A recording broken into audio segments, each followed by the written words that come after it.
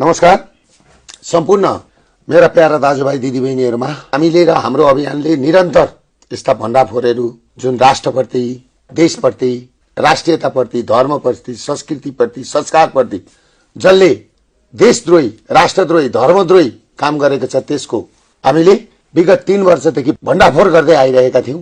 यो भण्डाफोर गर्ने कार्य अन्तर्गत गएको भदौ 23 र 24 गतेको जेनजी आन्दोलन कसरी भयो, जेनजी आन्दोलनलाई कसरी हाइजेक गरियो, जेनजी आन्दोलन कहाँबाट चल्यो, के कारणबाट चल्यो र को थिए यसमा इन्भल्भ भन्ने कुरा हामीले 10 देखि 15% मात्रै देखाएका थियौं। र फेरि आज हामी नयाँ तरिकाको अर्को कुन एनजीओ, कुन आईएनजीओ कसरी समाज भड्काउँछन्, पहिला समाजमा कसरी विष भर्छन्, समाजमा पनि कस्ता मान्छे खोज्दा छन्, पढेका, लेखेका, जान्ने तर बिक्ने, किन्ने, खरिद हुने मान्छे, बिक्ने मान्छे खोजेर कसरी अघि बढ्दो रहेछ भन्ने कुरो अरु 30% हामीले यसमा सार्वजनिक गर्दैछौं। यसमा कति जनालाई अप्ठ्यारो पर्ला, कतिलाई के पर्ला त्यसमा म क्षमा पनि माग्दै सम्पूर्ण नेपालीहरुलाई अझ राम्रोसँगले बुझ्न, त्यसमा पनि लागू औषधको नशा जस्तो यो एनजीओ आईएनजीओले जुन हिसाब किताबले तपाईहरुलाई डलर खुवाएर विभिन्न होटलहरुमा सेमिनार गराएर खराब लतमा लागेको छ, त्यहाँबाट म सम्पूर्ण युवाहरुलाई देश बचाउन, राष्ट्र बचाउन फर्किन म यसै भिडियो मार्फत म आग्रह पनि गर्दछु। त्यसैले गर्दाखेरि म सम्पूर्णमा यो कुरो जानकारी गराउन चाहन्छु। हामीले अघिल्लो भिडियोमा विदेशीहरुले आईएनजीओ एनजीओ मार्फत फन्डिङ गरेका एनईडी र बारबारा फाउन्डेसन भन्ने संस्थाले कसरी बंगलादेश, मालदिव्स तथा नेपालको सट्टा प्लटमा फन्डिङ गरेर कसरी सरकार गठन हुँदैछ भन्ने विषयको भण्डाफोर गर्यौं, जसले गर्दा यो देश सखाउने खेलमा आबद्ध गिरोह रक्षात्मक बन्न पुगेको छ। आज आम जनसमुदायमा हाम्रा दुवै छिमेकी मुलुक चीन र भारत पनि सचेत भए र यी सट्टा प्लट गर्नेहरूको विरुद्ध आज देशमा, खास गरेर हाम्रो देशमा नेपालमा विद्रोहको माहौल बनेको छ। आजको भिडियो मार्फत हामी थप केही प्रमाण सहित यो ग्रान्ड डिजाइन कसरी भयो र यिनीहरूको गतिविधि बारे थप सचेत बनाउन साथै यो अपराधमा जान वा अनजानमा संलग्न भएका भ्रमित कलिला जेनजी उपमा दिएका युवाहरूलाई पनि बाटो बिराउनु भएको छ। बाटो सुधार्न हामी हार्दिक अपील गर्दछौं। यति देखाउँदा पनि यदि यो गिरोहले आत्मसमर्पण गरेन भने केही समयपछि हामी अन्तिम भिडियो ल्याउने नै छौं। हामीले यो बीचमा 2004 सालमा नेपाली कांग्रेसको उदय, 2006 सालमा कम्युनिस्टको उदय, 2028 सालमा राजा महेन्द्रको रहस्यमय मृत्यु र 2052 सालमा माओवादीको उदय, 2072 सालसम्म संविधान लाद्न पश्चिमा मुलुकहरूले कसरी सफल भयो भन्ने घटनाक्रम सहित नेपाली जनतालाई सचेत गराउने काम गरेका छौं। आज हामी 2072 सालको संविधान पछि भएका घटनाक्रम, जेनजी आन्दोलन र अहिलेको नयाँ खेलको भण्डाफोर गर्दछौं। 2072 सालमा USAID office of transaction initiative open society फाउन्डेसनको व्यापक लगानीमा 2072 को संविधान जारी भएपछि पश्चिमाले आफैले जारी गरेको संविधानको रक्षार्थ नेपालका न्यायालयका केही हस्तीहरूलाई नेपाल ल सोसाइटी नामक एनजीओ अन्तर्गतको कन्स्टिट्युसन वाच ग्रुप भन्ने समूहमा राखेको छ, जसको नेतृत्व कल्याण श्रेष्ठले गर्नुभएको छ। यही संस्थामा एडभोकेट इन्दु तुलाधरजी पनि हुनुहुन्छ। यो विषय एकछिन चर्चा गर्दा ठिकै हुन्छ भन्ने हामीलाई लागेको छ। वुमेन्स डेमोक्रेटिक नेटवर्क WDN बाहिरबाट हेर्दा महिला सशक्तिकरणको कुरा गर्छ, महिला नेतृत्वको कुरा गर्दछ, जुन राम्रो देखिन्छ। तर यसको भित्री इन्जिनियरिङ हेर्दा जुन देशमा यो क्रियाशील छ त्यहाँ सफल हुन्छ, त्यहाँ अन्तरिम सरकार गठन गर्दा महिला नेतृत्व ल्याइदा समाजले त्यो सजिलै पचाउने वातावरण निर्माण गर्ने देखिन्छ। एकपटक सोचौं, नेपालमा पश्चिम पुँजीवादी विचारधारा अथवा नेपाली कांग्रेससँग विचार मिल्ने अनि आईआरआई की सदस्य इन्दु तुलाधर नेपाल ल सोसाइटी नेटवर्क न्याय क्षेत्रमा आबद्ध पश्चिमले बनाएको संविधान पुरेर राखेको कन्स्टिट्युसन वाच ग्रुप निकट अनि महिला पात्र को हुन सक्छ? त्यसैले सुशीला कार्कीजीलाई योजनाबद्ध तरिकाले मैदानमा उतारियो र उत्तेजनात्मक अभिव्यक्ति दिन लगाइयो। राजीनामा दिएर मात्रै हुँदैन, यो हत्याको जिम्मा लिएर कटघरामा उभिनु। उद्देश्य र योजना थियो नयाँ महिला प्रधानमन्त्री जसलाई नेपाली समाजले सजिलै स्वीकारोस्। त्यसैले यो संविधान जुक्तिले बाँचेको होइन, बचाइएको हो भन्नुस्। कन्स्टिट्युसन वाच ग्रुप र वुमेन्स डेमोक्रेटिक नेटवर्क दुवै सफल भए। पश्चिमले आफै बनाएको संविधान आफै किन फाल्थ्यो र? होइन त? हो, नेपालमा महिला नेतृत्व अभाव छ। हामी आफै महिला नेतृत्व विकासमा प्रतिबद्ध छौं, तर एकपटक सोचौं, 52% महिला मतदाता भएको देशमा आइजी याकोब अनुपमको नाममा खुलेआम निर्वाचन केन्द्रित गतिविधि भइरहेको छ। अनुपमले पार्टी हेर्दैन, जुन विचारधारामा जो संगठित भए पनि 33% महिला हुनै पर्छ भन्छ। बाहिरबाट हेर्दा यो कुरा गलत देखिँदैन, तर सोच्नुहोस्, यो दलीयताको अन्त्य गर्ने पश्चिमी मिशन हो कि होइन? कि 52% महिला मतदाता कब्जा गरेर आफ्ना नीति अनुसार निर्वाचन परिणाम निकाल्ने हतियार हो? यो कस्तो व्यवस्था हो जहाँ विदेशी आएर खुलेआम निर्वाचन केन्द्रित परियोजना सञ्चालन गर्दछ? महिला मात्र होइन, दलितको नाममा पनि त्यस्तै गतिविधि भइरहेको छ। छलाक सो घोषित दलितहरूको समानुपातिक मत केन्द्रित गर्न सफल भयो भने समानुपातिक संसदमा कस्ता पात्र आउने हुन्? हुँदाहुँदै बालनको प्रयोग गरेर 28 वर्ष मुनि र माथिको पुस्ताको वर्गीकरण गर्न पश्चिम सफल भएको छ। अर्कोतर्फ 45 वर्षको सीमा तोकेर उही बालनले सिल्भर भोलुन्टियर कार्यक्रम सरकारी पैसामा सञ्चालन गर्दै आएका छन्। यो सानो विषय होइन, नेपालमा पश्चिमको पोलिटिकल इन्जिनियरिङको खेल हो जसले ठूलो दुर्घटना निम्त्याउँदैछ। उद्देश्य हो निर्वाचन अघि मतदाताको सोच नियन्त्रण गर्ने, जुन अत्यन्तै खतरनाक छ। अब कुरा गरौं जुरी नेपालको। यो संस्थालाई आईआरआईले नेपालमा लिगल आर्किटेक्टका लागि किनेको हो। उद्देश्य थियो अन्तरिम सरकार निर्माणको प्रक्रियाको व्यवस्थापन, आफ्ना इएलए वाईएस का एजेन्टहरूलाई परिआउँदा न्यायिक सहयोग उपलब्ध गराउने र पश्चिमी योजना विफल बनाउन लाग्ने नेपालीहरूलाई न्यायिक उल्झनमा पार्ने। ओम प्रकाश अर्यालले सरकार बनाउँदै गर्दा राष्ट्रपति कार्यालयमा खेलेको भूमिका, बालनको कानूनी रक्षा र लोकमानदेखि गिरिबन्धुहरूसम्म हेर्दा यो आफै पुष्टि हुन्छ, जसको पुरस्कार स्वरूप उनै ओम प्रकाश अर्याल अहिले गृहमन्त्री छन्। नेपाली जनसमुदाय यो हाम्रो आरोप होइन, समयक्रम र जुरी नेपालमा आईआरआई को लगानीले नै यसको पुष्टि गरेको हो। अब हामीले एनईडी भन्ने संस्थाले यो सत्ता पलट किन, कसरी र कहिले सुरु गर्यो भन्ने विषयमा तपाईहरूले बुझ्ने गरेर देखाइदिँदैछौँ। जब मार्च 8, 2021 मा नेपालको सर्वोच्च अदालतले माओवादी प्रयोग गरेर एमाले कब्जा गर्ने पश्चिमको योजना पार्टी फुटाइदिएर विफल बनायो, तब जुलाई 1, 2021 देखि यो एनईडी संस्थाको मिशन नेपालमा सुरु भएको हो, जसको नाम थियो युवा नेतृत्व पारदर्शी नीति। यसको उद्देश्य थियो खरिद गर्न सकिने युवा नेतृत्व, युवा समूहको खोजी र भारत र चीनको नेपाल भित्रको प्रभावको नियन्त्रण। तर यो मिशनको भित्री लक्ष्य थियो पश्चिमको आईपीएस परियोजना अन्तर्गत नेपालमा राजनैतिक वातावरण बनाउने। आईआरआईले एकतर्फ we for change, centre for social change र दलित युथ अलायन्स, हामी नेपाल, कलाकार, पत्रकार लगायत संस्थासँग सहकार्य र सहभागी छनौट मापदण्ड तय गर्न छलफल चलाउन सुरु गर्यो भने अर्कोतर्फ सोलुसन कन्सल्टेन्ट प्रणाली मार्फत सर्वे गर्यो। सर्वेको मुख्य लक्ष्य थियो नेपाली समाजको अन्तर्विरोधको खोजी, युवाहरूको ब्रेन वाश स्कुलिङ। बाँकी यो आईआरआई को रिपोर्टमा आफै हेर्नुहोस्।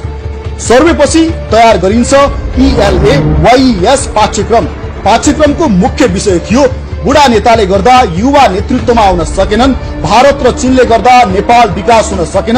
यही पाठ्यक्रमले अहिले देखिएका युवा भ्रमित छन्।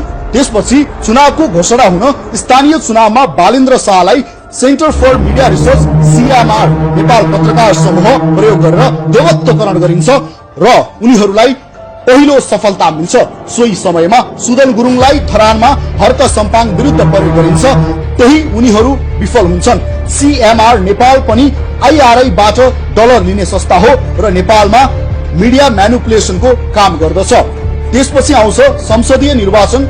चुनाव अघि रविलाई केन्द्रमा राखेर इएलए वाईएस का विद्यार्थी तोसिमा, सुमना, सोभिता, गणेश कार्की, पुकार बम लगायतका झुण्ड बटुलेर रविको नेतृत्वमा रासोपा बनाइन्छ र pre election colour revolution trial गरिन्छ भने गुल्मीका सागर ढकाललाई डडेलधुरा लगिन्छ। यहाँ पनि यिनीहरूलाई दोस्रो सफलता मिल्छ। त्यसपछि सुरु हुन्छ मिशन 84। आईआरआई गुपचुप रूपमा 84 को चुनावी तयारीको लागि क्रियाशील हुन्छ। यही मिशन अन्तर्गत महिलाको लागि आईजीएफएफ अनुपम, दलितको लागि दलित अभियान, चुनावी माहौलको लागि सीएमआर नेपाल, मजदुरहरूका लागि सोलिडारिटी सेन्टर, तिब्बतीका लागि चाइना इन द वर्ल्ड लगायत अमेरिकामा दर्ता रहेका ग्लोबल प्रपोज ग्रुप अन्तर्गतको वी हेल्प नेपाल, हामी नेपाल जस्ता संस्था क्रियाशील गराइन्छ।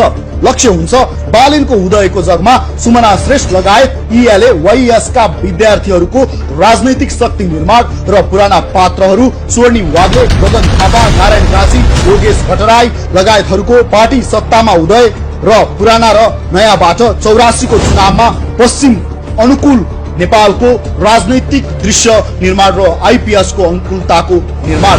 तर अचानक 2081 सालमा पश्चिमको योजना विपरीत माओवादीको सरकार बन्छ अनि केपी र आरजुको गठबन्धनमा सरकार गठन हुन्छ र डिजिटल बीआरआई पथवे अगाडि बढ्छ। त्यसपछि फेरि एनईडी सक्रिय हुन्छ र सुरु हुन्छ जेनजी आन्दोलनको राजनैतिक इन्जिनियरिङ। सिंहदरबार जलाउने र तख्ता पल्टाउने कुको योजना सहित उद्देश्य हुन्छ केपी ओलीको बहिर्गमन, अन्तरिम सरकार निर्माण र पार्टी भित्र महाधिवेशन मार्फत पश्चिम अनुकूल नेतृत्व स्थापना। 2081 सालमा आईआरआईले सीएसआईआर सर्वे गरेको छ। त्यो हामीले यहाँ राखिदिएका छौं, गुगलमा पनि भेटिन्छ। खास गरी देशका सुरक्षा विज्ञले त्यसको विश्लेषण गर्नु अत्यन्त जरुरी छ। त्यहाँ सर्वेक्षणका केही विषयहरू गम्भीर छन्। कति जनता कुन सामाजिक सञ्जाल कति प्रयोग गर्छन्, अहिलेका पार्टी ठिक छन् कि नयाँ पार्टी आउँदा ठिक हुन्छ, कति जनता अहिलेको व्यवस्थामा खुसी छन्, कति प्रतिशत मतदाता कुन उमेर समूहका छन्, कति युवा विदेश जाने मानसिकतामा छन् र कुन जातिका कति मतदाता छन्, यी सबै कुरा त्यहाँ उल्लेख छन्। पश्चिमले यस्तो डेटा संकलन र विश्लेषण गरेर मात्र सत्ता परिवर्तनको राजनीतिक इन्जिनियरिङ गर्ने गर्छ, जुन कुरा हाम्रा संयन्त्रले थाहा नै पाउँदैनन्। जेनजी आन्दोलनको डिजाइन यही संस्थाले यही सर्वे डाटाको आधारमा गरेको हो। सबैले एकपटक यो विषय गम्भीर भएर हेर्नुहोस्। यही सर्वेक्षणको नतिजा हेर्ने हो भने 58% जनता मात्र यो व्यवस्थाको साथमा छन्। 42% जनता 2081 सालमै व्यवस्था परिवर्तनको पक्षमा थिए। अहिले यो नाङ्गो वैदेशिक हस्तक्षेप र आईएनजीओ को सरकार देखेपछि यो अभिमत बढेर 80% जनता व्यवस्था परिवर्तनको पक्षमा पुगेका छन्। त्यसैले पनि अबको परिवर्तनमा साथ दिन हामी सुरक्षा संयन्त्रलाई अपील गर्दछौं। हामीले बिर्सन नहुने कुरा के हो भने बालेनको सिंहदरबार जलाउने धम्की र सीएसआईआर आईआरआई अन्तर्गतद्वारा गरिएको 2024 को सर्वेक्षणको समय आपसमा मेल खान्छ।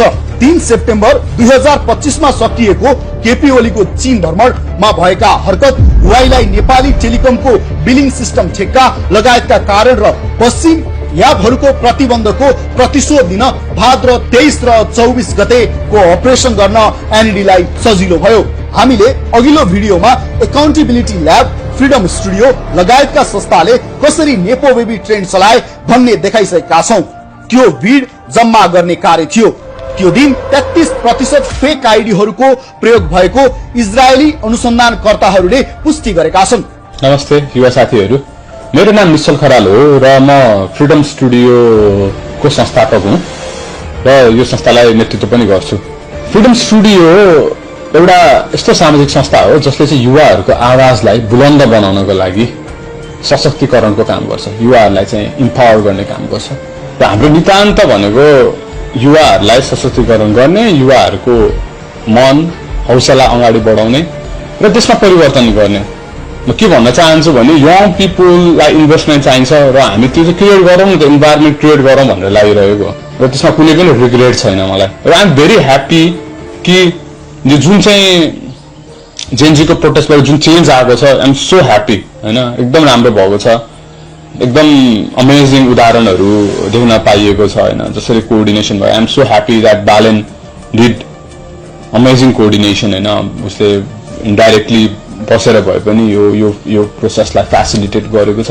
So happy to have some hope like him जसले चाहिँ परिवर्तनलाई नेपाली जनतासम्म पुर्याउन सक्षमता राख्छ। 23 गतेको लागि ELAYS का विद्यार्थीलाई भने डिस्कोर्ड चलाउन, भीड़ परिचालन तथा व्यवस्थापन गर्न पूर्व तयारी गराइएको थियो। चाइना इन द वर्ल्ड मार्फत TOB-लाई भीड़ भड्काउन प्रयोग गरेको थियो, जसकारण 23 गतेको घटना हुन पुग्यो। यो पुष्टि भइसकेको छ। 24 गतेको लागि 77 वटा जिल्लामा मुख्य पार्टीका ट्रेड युनियनहरू प्रयोग भए, जुन कुरा अहिलेका दलहरूले एक आपसमा गरिराखेका आरोप प्रत्यारोपले पुष्टि गर्दछ। सबै दलका ट्रेड युनियनहरू अहिले IRI सोलिडारिटी सेन्टरका कब्जामा छन्। यसरी कु गरियो। फलस्वरूप WDN-ले महिला प्रधानमन्त्री पायो।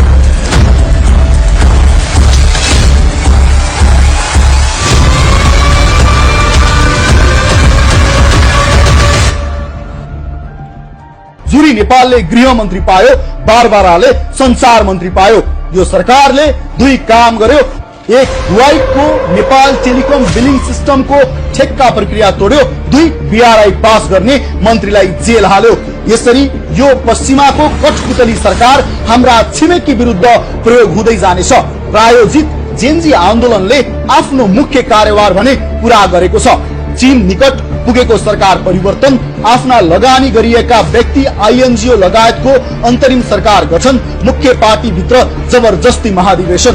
यहाँ पनि ELAYS को योजना आफ्नै लगानीमा बनाएको 72 को संविधान भित्रबाट अन्तरिम सरकार गठन, रोड म्याप, सेनासँग वार्ता र सांसद विघटनको एक मात्र बाटो र 24 गते साँझ बालेनको सोही सेनासँग वार्ता र संसद विघटन एजेन्डा स्टाटस मार्फत आउनु पनि संयोग नै होला। अब विभिन्न आवरणमा भएका ELAYS का झुण्डलाई सुमनाको नेतृत्वमा एकै ठाउँमा जम्मा गरेर नेपाली जनतालाई अर्को धोका दिने खेल रचिँदैछ। आजको दिनमा हामीले यो सत्यलाई उजागर गर्न बाध्यतामा छौं। सुमना श्रेष्ठ सन् 2015 मा नेपाल आएर विवेकशील साझामा जोडिएकी हुन् र उनका श्रीमान पवेल स्काउन्स्की हुन्। उनको अध्ययन इकोनोमिक्स हो, तर नेपाल आउन अगाडि उनी पोल्यान्डका पोलिस पत्रकार हुन्। उनी 2015 अगाडि नै अमुक संस्था मार्फत नेपाल र भारतमा क्रियाशील थिए। उनले नेपालको गढीमाई मेलाको डकुमेन्ट्री समेत पहिले नै बनाइसकेका हुन्। उनी 2072 को संविधान पछि नेपालमा ग्लोबल पर्पज ग्रुप GPS मार्फत वी हेल्प नेपाल नामक INGO चलाउँछन्, जसको दर्ता अमेरिकामा छ। VIN, PISL, वास जस्ता संस्थामा $6 लाख बढी रकम नेपाल भित्राइसकेको छ। सुमना आफै नेपाल आउनु अगाडि बोस्टन कन्सल्टिङ ग्रुप BCG संस्थामा काम गर्थिन्, जुन संस्था अमेरिकाको डिपार्टमेन्ट अफ डिफेन्स सँग आफ्नो BCC फेडरल कोर्ट मार्फत काम गर्छ। यो संस्था बारे थप बुझ्न यसले इजरायल र गाजा युद्धमा खेलेको भूमिकाको बारेमा गुगल गर्नुहोला। सुमना यो सँगै सिटी ग्रुप सँग आबद्ध थिइन्, जसको काम संसारभर डलर घुमाउने हो। सन् 2013 सम्म नेपाल राष्ट्र बैंकले यही संस्था मार्फत डलर साट्ने काम गर्थ्यो। अहिले पनि यो सिटी ग्रुप नेपालमा एक्टिभ छ, तर अफिस छैन। अमेरिकाले यही संस्था मार्फत नेपालमा आफ्नो गोप्य मनी लन्ड्रिङको काम गर्दै आएको छ, जसमा थुप्रै नेताहरू पनि मुच्छिन्छन्। त्यो हामी अर्को भिडियोमा देखाउनेछौं। यो सँगै सुमना सांसद हुन अगाडि फ्यूज मेसिन INC सँग आबद्ध थिइन्, जुन आइची को AI कम्पनी हो। रोचक पक्ष के हो भने BCG ग्रुपले यो अमेरिकन डिफेन्स, डलर लन्ड्रिङ र AI सुरक्षा लगायतका काम अमेरिकाका लागि गर्छ। युट्युबमा भएको सुमनाको बायोग्राफी आफै हेर्नुहोला। Hi, my name is Sumana Shrestha. I was born and brought up in Nepal. पृथ्वीसम्म 2072 सालभन्दा अघि सुमना अमेरिका बोस्टन कन्सल्टिङ ग्रुपमा परामर्शदाताका रूपमा कार्यरत थिइन्। त्यसपछि ट्रेड एनालिस्ट, वाणिज्य विश्लेषकका रूपमा उनी सिटी ग्रुप समेतमा काम गरिसकेकी थिए। अब कुरा गरौं सुदन गुरुङको। जब सुदन ELAYS मार्फत भर्ती भए तब उनलाई पहिले धरान पठाइयो। त्यसपछि बंगलादेशमा ब्राक USA नेटवर्कमा जोडियो। बंगलादेशमा ब्राक USA 3 वटा मोर्चामा काम गर्छ। पहिलो ब्राक युनिभर्सिटी, जहाँबाट त्यहाँको विद्यार्थी आन्दोलन सुरु गराइयो। दोस्रो ब्राक NGO, जसले म्यानमारबाट 1992 मा भागेर आएका रोहिंगाहरू बस्ने ओक्स बजार क्षेत्रको व्यवस्थापन गर्छ। तेस्रो ब्राक BIDG, जसले अहिलेको युनुस सरकारको व्यवस्थापन गर्छ। मान्नुस् अहिले बंगलादेश प्राक युएसए को नियन्त्रणमा छ र त्यहाँ हाम्रो सुदन गुरुङ जोडिएका छन्। पछिल्ला केही वर्षमा रोहिंग्याहरूको हाम्रो दक्षिणी सीमामा व्यापक उपस्थिति देखिएको छ।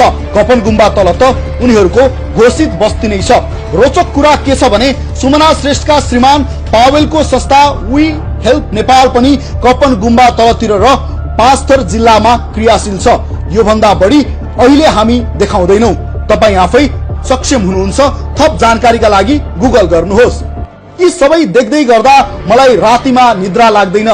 हाम्रा नवयुवाहरूले कस्ता झुण्डलाई आफ्ना आइकन मानेका छन्, नेता मानेका छन्। ELA मा भर्ती भएका साथीहरूलाई पनि मेरो प्रश्न छ, भारत र चीनले गर्दा नेपालको विकास नभएको हो कि 28 सालमा राजा महेन्द्रको हत्याले नभएको हो? मेरो प्रश्न। एकपटक छातीमा हात राखेर सोच्नुहोस् त, राजा महेन्द्र अझ 10 वर्ष जीवित रहेको भए नेपालमा कति कल कारखाना खुल्थे, नेपाल कस्तो बन्थ्यो? 28 सालको नयाँ शिक्षा नेपाली हितमा बनेको भए आज यत्रा युवा बाहिर जानु पर्थेन। राजा महेन्द्रले युएनमा नेपाल दर्ता गरे बापत अमेरिकाको खम्पा विद्रोहमा सहयोग नगर्दा आफ्नो ज्यान गुमाउनु पर्यो। सन् 1973 को युएसआईडी न्यू डाइरेक्शन्स अन्तर्गत नेपाल कसरी अस्थिरतामा फस्यो, 2062-63 मा कसरी धर्म र राष्ट्रसत्ता एकैपल्ट गुमायो, कसरी 124 जात जाति भएको देशमा जातीय राज्यको अवधारणा लादियो, कहिले पनि स्थिर सरकार नबन्ने संसदीय व्यवस्था लादियो। अब सबैले यो प्रश्नको उत्तर खोजौं के यही संविधानले देशमा स्थिरता आउला? त्यसैले नवयुवा पुराना पुस्ता सबैलाई म विनम्रताका साथ अपील गर्दछु, हामी पश्चिमको इन्डो पेसिफिक स्ट्राटेजीको शिकार भएका हौं। 46 मा राजा जानु, 52 मा जनयुद्ध हुनु, 58 मा राजा मारिनु, 62-63 मा अन्तरिम संविधानमा धोका दिएर राष्ट्रसत्ता र धर्म सधैँको लागि अन्त्य गराइनु, 72 मा अस्थिर व्यवस्था लादिनु र अहिले त्यसैको जगमा आफ्ना एजेन्टहरूलाई राज्य सत्तामा पुर्याएर चुनावको नाटक गरेर सदाका लागि नेपाल नियन्त्रण गर्नु पश्चिमको ग्रान्ड डिजाइन हो। आईपीएस भनेको अमेरिकाको एसिया नियन्त्रण गर्ने परियोजना हो, जसको लागि भारत र चीनलाई नेपाली भूमि प्रयोग गरेर नियन्त्रण गर्ने योजना हो। आफै कल्पना गर्नुहोस्, नेपालबाट यस्ता गतिविधि सञ्चालन हुन थाले भने दुई महाशक्ति बीचमा रहेको निरीह नेपालको के हविगत हुन्छ? नेपाल सकिन कति मिनेट लाग्ला? अब प्रश्न उठ्छ। यत्रो आर्थिक गतिविधि भइरहँदा नेपालको अर्थ मन्त्रालय र सुरक्षा संयन्त्र काउन्टर इन्टेलिजेन्स के हेरेर बसेका छन्? हामी अर्थ मन्त्रालयका सहसचिव मधु कुमार मरासैनी र उपसचिव नारायण ढकाललाई प्रश्न गर्न चाहन्छौ, तपाईहरू के गर्दै हुनुहुन्छ? यसभन्दा बढी कुरा हामी यस भिडियोमा खोल्दैनौ। सुरक्षा संयन्त्रको कुरा गर्दा पश्चिमको राजनीतिक इन्जिनियरिङ बुझ्न सक्ने जनशक्ति र विज्ञ नेपालमा देखिँदैनन्। उहाँहरूको विश्लेषण, गतिविधि र निष्कर्ष सुन्दा हामीलाई लाग्छ उहाँहरू सतहमै रुमलिनु भएको छ। यो देश बचाउन उहाँहरूले ठूलो चमत्कारिक ज्ञान हासिल गर्नुपर्ने देखिन्छ, तर पनि हामी उहाँहरूप्रति सम्मान नै राख्छौं, मानौ हामी नै देशका दुश्मन हौं। साथी हो, नेपालले शक्ति राष्ट्रको सैन्य रणनीतिमा फस्नु हुँदैन। अब यिनीहरूले नै ब्याक गराउन सक्ने अन्तरिम नेपाली शक्ति नै राष्ट्रसत्ता हो। हाम्रो एउटै निष्कर्ष छ, नेपाल जोगाउने हो भने हामीले आह्वान गरेको अन्तिम मौलिक विद्रोहबाट पश्चिमाको यो षड्यन्त्र परास्त गर्न सकिएन भने नेपाल भन्ने देश रहँदैन। देख्नुभयो तपाईहरुले यो सरकार कसरी बनेको रहेछ, यो देशलाई कहाँ लगिँदै रहेछ र सुशीला कार्कीको सरकार कसले बनाएको रहेछ। सबै यो गोविन्द केसीलाई अनसनमा सुताएर गोविन्द केसीको जगमा बनेको उज्जवल थापाले नेतृत्व गरेको विवेकशील पार्टी र उज्जवल थापा फाउन्डेसन, एनईडी साथै बरबरा फाउन्डेसन लगायतले आज यो देशमा नितण्डा मचाएको छ। त्यसले गर्दाखेरि यो सरकारलाई हामीले चाँडै विदा गरेर नेपालीहरूको सरकार, नेपाली भूमिको सरकार, नेपाली माटो सुहाउँदो सरकार, राष्ट्रियता जोगाउने सरकार बनाउनु छ। साथै अरू पनि प्रमाणहरू हामी आन्दोलन